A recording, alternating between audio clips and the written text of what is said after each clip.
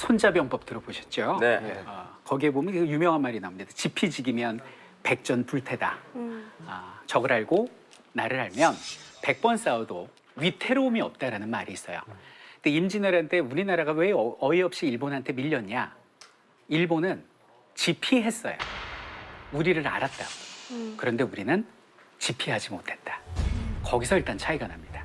그럼 왜 우리는 지피하지 못했는지는 제가 차근차근 말씀드리도록 하겠습니다. 저 오늘 이제 전황만 간단하게 좀 말씀드리고 풀어볼게요. 당시 보면은 우리나라가 있고 일본이 이렇게 4개의 섬으로 이렇게 이루어져 있죠. 중국은 명나라였습니다. 명나라는 당시에 그 중국 최대 폭군이라고 여기는 만력제 신종이 이제 집권을 했는데요. 거의 중국이 그냥 명나라 말기였습니다. 우리 조선인데요. 이 조선 같은 경우는 아까도 말씀드렸다시피 이제 왕은 선조였고요. 막 붕당 정치가 이제 시작되는 시기였어요. 그래서 동인 서인 나뉘어서 싸우는데 눈앞에 당리당략으로 이제 서로 치고받는 답답한 상황이었습니다. 그리고 여기는 일본에 대한 정보가 없었어요. 자, 비교를 좀 해드리면 이 조선 시대를 이렇게 그래프로 나타내면요, 크게 500년이 이렇게 M자 형태로 이렇게 나뉘어져요. 그러니까 이 시작이 여기가 이제 태조 이성계겠죠. 태조 이성계고 요 정점을 이루던 이 시기는 누구 때일까요? 세종대왕님. 세종대왕 때입니다. 세종대왕. 요 때가 15세기예요. 이때가 조선의 전성기라고 말할 수가 있죠. 근데 하나를 알면 열을 안다고 일본에 대한 정보 수집도 이때는 살벌했어요. 오, 그렇구나. 우리 징비록 피자마자 뭐 나와요? 신숙주 얘기 나오잖아요.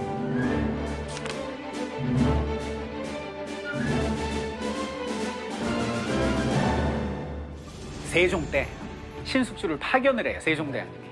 가서 좀 보고 와. 쟤들 뭐 하는지 좀 봐. 그래서 신숙주가 돌아와요. 그래서 성종 때, 세종 손자 때 해동 제국기, 바다 동쪽에 있는 일본 이야기라는 책을 썼다. 그러다 요 때가 이제 임진왜란 벌어진 선조 때가 됩니다. 요 16세기에 조선이 기울게 되죠. 근데 문제는 뭐냐면 초반 100년 동안 일본에 파견한 사절단 횟수가 60회. 60회.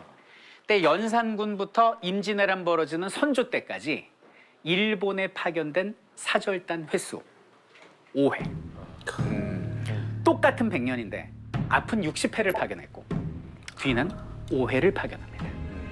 그러니 몰라도 너무 몰라죠. 물론 뭐 일본과의 상황이랄지 이런 게 예전 같지 않아서도 있지만 그래도 이건 너무 차이 난다. 그럼 조선은 왜 이렇게 일본을 무시하고 눈 감고 귀 막고 있었냐? 그건 200년간 지속된 평화 때문이었어요.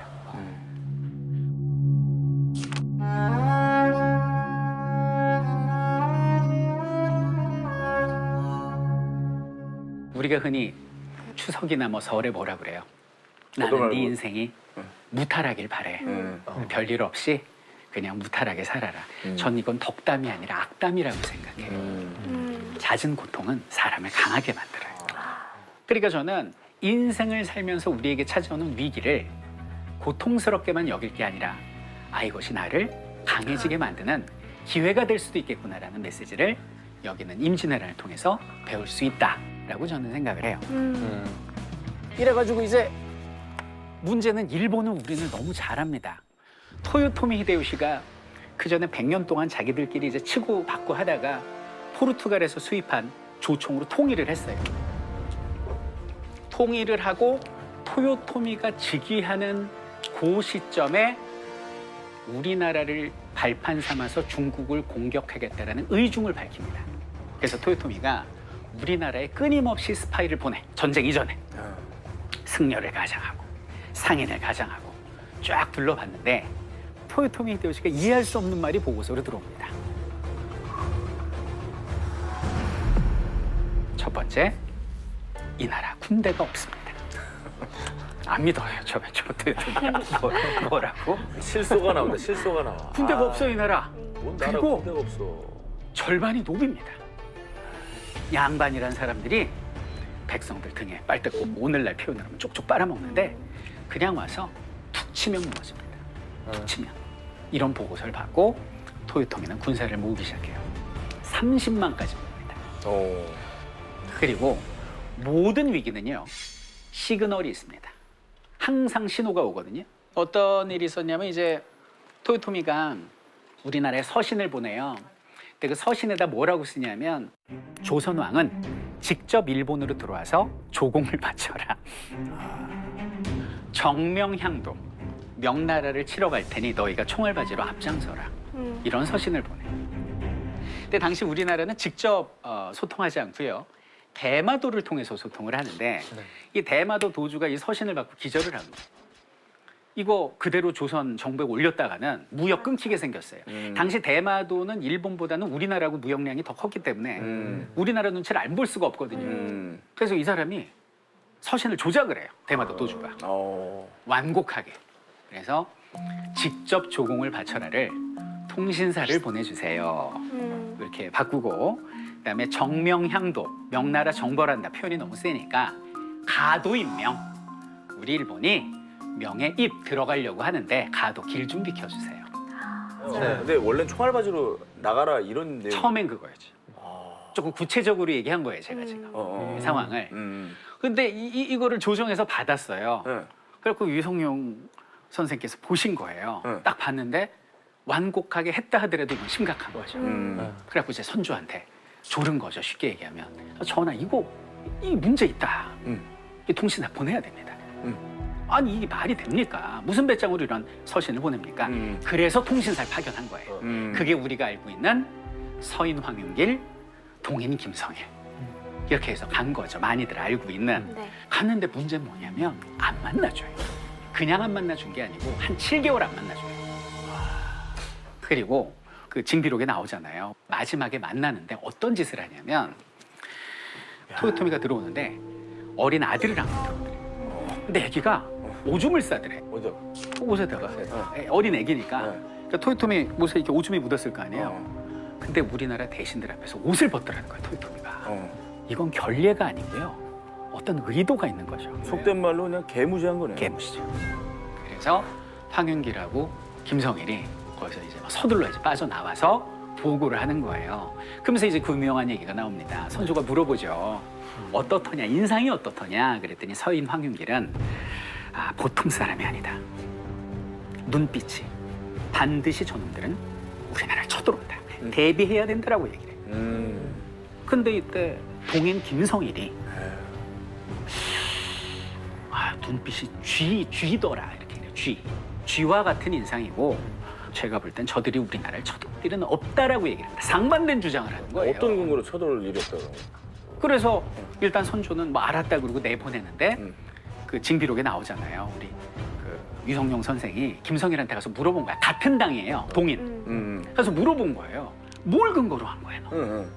진짜 안 쳐들어오냐? 그랬더니 읽으신 대로 저라고 어떻게 장담하겠습니까마는 지금 이 상황에서 황윤길이 저렇게 얘기를 하는데 저까지 같은 얘기를 하면 민심이 흉흉해지고 오히려 나라가 위태로워질 것 같아서 저는 이렇게 말합니다라고 얘기를 해요. 자, 그런데 결과적으로 봤을 때 김성일이 정말 큰 실수를 한 건 맞으나 김성일 말도 일리가 있는 게 양병을 하려면 예산이 필요한데 그 예산과 쌀을 지금 백성들이 어려운데 어디서 그거를 가져올 것이며 성 쌓고 그게 다 돈이거든요.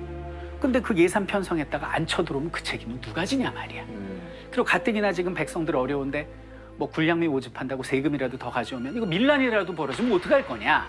그러니 무조건 김성일을 몰아세울 것만은 아니고 참 이때 상황이 이렇게 가슴 아팠구나. 이렇게 해석하면 될 것 같고 참고로 김성일 선생은 외란 도중에 정말 열심히 싸우신다라는 말씀을 드리고 싶어요. 자, 근데 뭐 이렇게 시그널이 계속 오는데도 우리는 무시를 했습니다. 여기는 명나라가 어찌어찌 해주겠지. 뭐 외놈들이 세봐야 얼마나 세겠어. 이런 상황이었죠.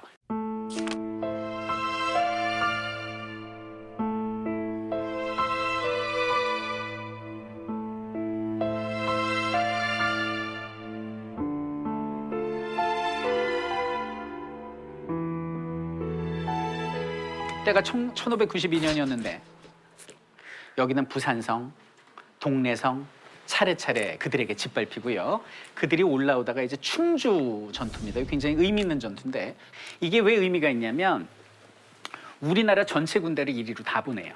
10,000명 가까이 됩니다. 그들이 여기 있는 충주 탕금대에서 몰살을 당해. 그런데 그럴 수 있다고 봐요. 왜냐하면 전쟁이 나니까 사람을 모았어. 그러니까 군적 가져와. 장부를 모아가지고 불렀더니 선비들이 왔는데 군적에 있는 붓을 들고 왔더래요. 읽으셨죠? 저 전쟁 나가기 싫어요.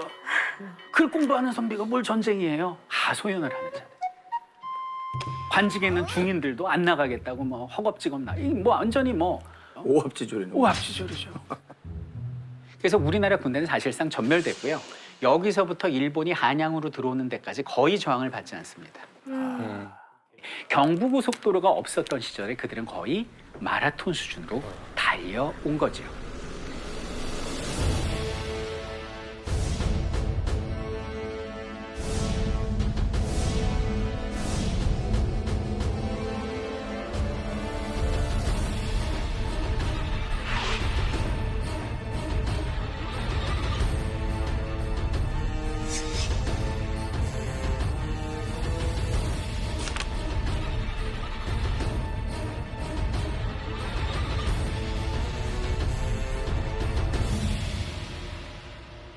자, 근데 일본 입장에서 여기서부터 일이 꼬이기 시작합니다. 일본은 7년을 준비하고 정탐했다고 했죠. 그런데 일본이 7년을 캤지만 얻지 못한 숨어있는 데이터베이스가 3개가 있었어요. 일본이 몰랐던 이 3가지. 이것 때문에 임진왜란의 전황이 바뀝니다.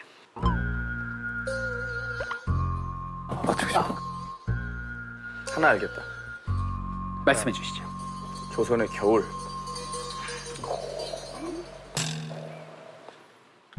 뭔가 한 번 더 드리겠습니다. 기회. 가을. 가을.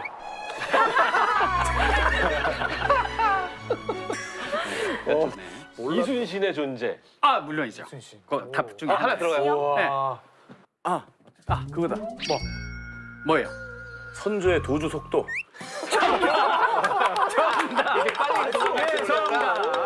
너무 빨라서. 너무 빨리 도망갔어. 빨라요. 예상할 수 없었죠. 경로를 보세요. 장기전을 생각했다면 전라도로 갔겠죠. 곡창지대니까 밥줄을 끊어야 되니까. 근데 한양으로 냅다 달린 이유가 뭐예요? 가서 선조부터 사로잡고 인질 잡아버리면은 뭐 이순신이 싸울 수가 없잖아요. 그렇죠. 그 상태에서 전라도에서 식량 공급받고 조선인들 총알바지 내세워서 명나라 치면 끝. 속전속결을 생각하고 한양으로 왔는데 왕 어디 있어요? 평양 가 있어. 빨라요. 여기 있어. 요거 봐라. 야, 쫓아가자. 평양에 도착했어. 깜짝 놀래. 의주에 가 있어. 그런데 여기서 완전히 일본인들이 전의를 상실한 거죠. 저렇게 이제- 전의를 상실할 수도 있군요. 상실하죠. 왜냐면 일본의 전술을 보면 성주들이 다 그런 건 아니지만 보통 성을 버리고 도망가잖아요. 싸우다 죽거나 할복하거나 항복하거나. 이게 일본의 전쟁 문화예요. 지난 100년간. 그러니까 근데- 저런 건 못 본 거구나. 전혀 몰랐죠. 그래서 표현이 적절할지 모르겠지만 선조의 비겁함을 첫째 몰랐습니다.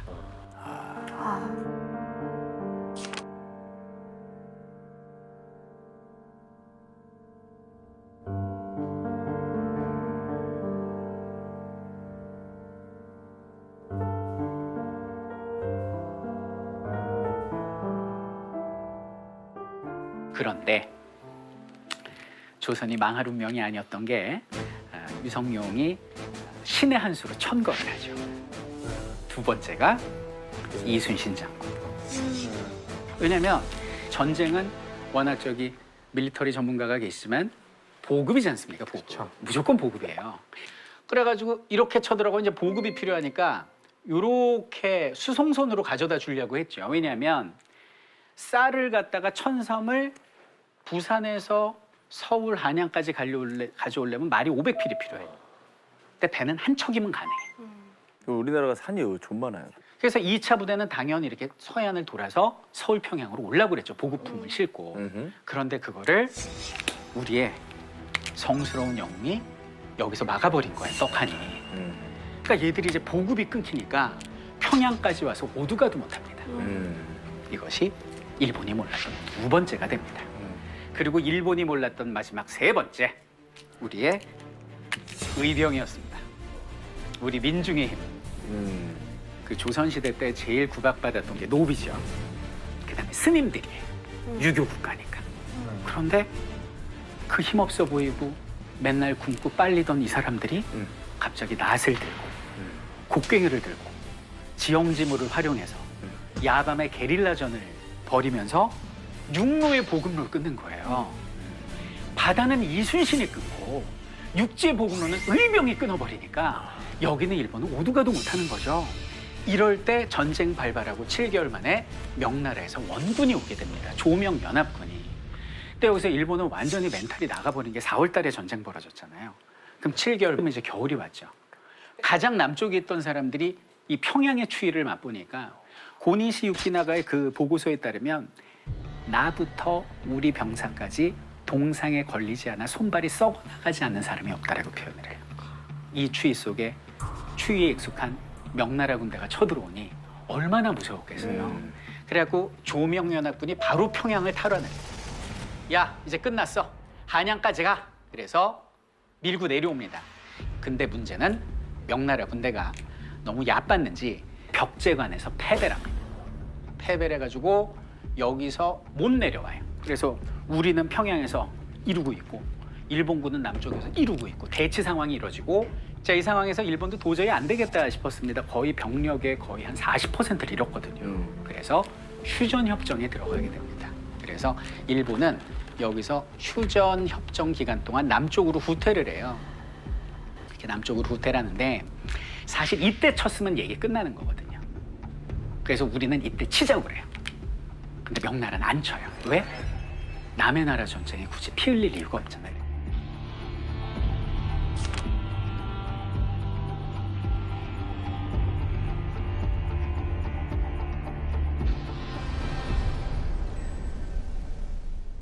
중국하고 일본하고 서로 강화 교섭을 하는데 이게 결렬이 되는 게 일본 측 입장. 중국 황제의 딸을 토요토미 히데요시의 첩으로 보내라.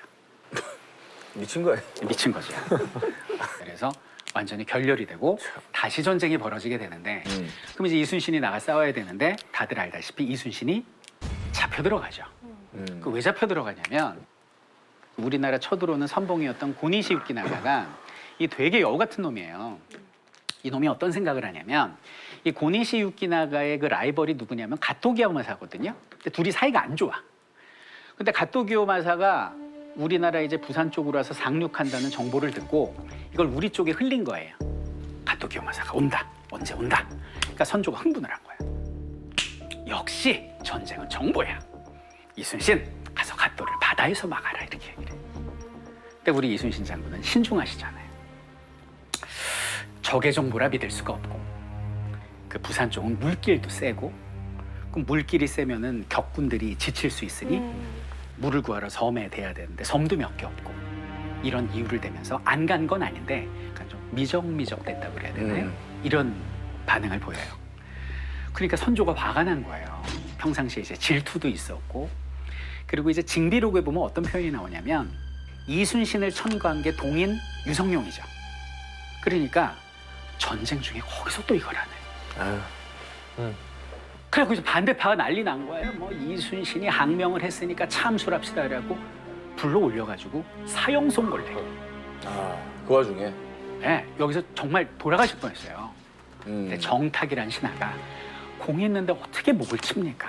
그러지 마십시오. 그래서 공은 받고 백의종군이라고 그래서 보직해임 당하고 하얀 옷 입고 그냥 권율장군 따라다니는 백성처럼 이런 치욕을 당한 게 이순신이고 아마 이순신 장군은 몸에 당했던 고문보다는 마음의 상처가 더 크지 않았을까. 나라와 조국을 위해서 그 수많은 대전에서 이겼는데 나에게 돌아오는 건 이런 고문이구나.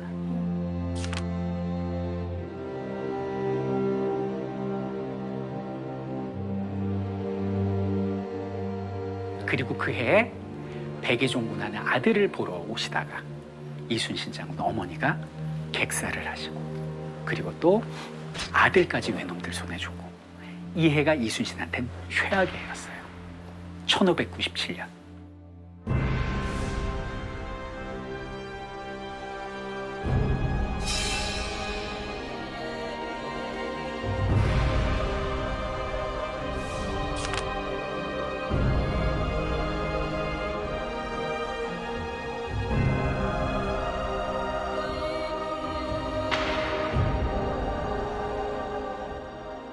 160척 거기서 다 가라앉고 배설 장군이 가지고 온 12척만 남아 있었죠. 근데 이 12척이 이순신에게는 그 유명한 명량해전의 기회가 되기도 합니다. 아직 신에게는 12척의 배가 남아 있사옵니다.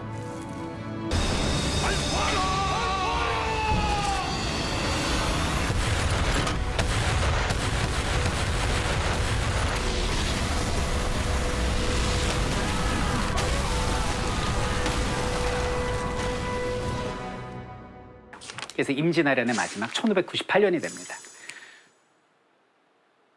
1598년이 됐는데 이제 토요토미 히데요시가 죽었어요. 죽었으면 이제 전쟁 끝났잖아요. 누가 싸우고 싶겠어요? 사랑하는 아내와 자식들 봐야지. 그래서 일본군도 빨리 돌아가길 원하고 중국군도 돌아가길 원하고 이제 조선군도 이제 그만 쉬어야지라고 하는데 한 사람만 끝까지 싸우길 원합니다. 그게 이제 이순신 장군이었어요. 그 이순신의 논리는 이거예요. 군인이란 쳐들어온 적을 막는 역할도 해야 되지만 적들이 다시 쳐들어오지 못하는 유비무환을 그 자세를 남겨야 되는데 이놈들 그냥 돌려보내면 우릴 바보로 알고 또 쳐들어오니 절대 그냥 보내면 안 된다라고 얘기해요.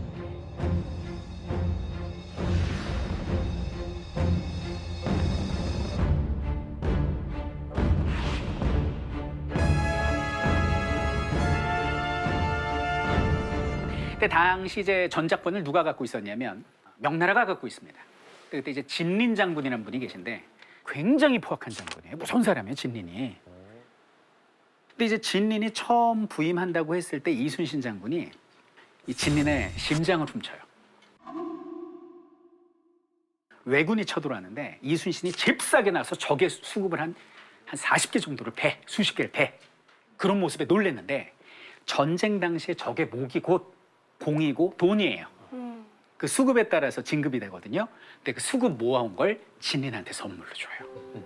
그때 진린이 와 너무 좋아하는 거예요. 그리고 명나라 군사들이 우리나라에서 참혹한 짓을 많이 하는데 그것도 근절시킨 게 이순신이죠. 이렇게 팬이 된 거예요, 진린이. 그래가지고 같이 가마를 타고 나가도 같이 나란히 가지 절대 진린이 이순신 장군보다 앞서 나가는 적이 없어요. 근데 이순신 장군이 찾아와서 눈물을 흘리면서 도와주십시오. 저놈들 절대 되돌려보내면 안 됩니다. 라고 얘기하니까 알겠습니다. 그렇게 하시죠. 하고 나가서 마지막 싸운 전투가 노량해전이고 징비록에도 나오지만 적의 탄환이 가슴을 뚫고 등으로 나와서 하늘에 이제 별이 졌다. 이순신 장군의 죽음으로써 여기는 임진왜란은 마무리되게 됩니다.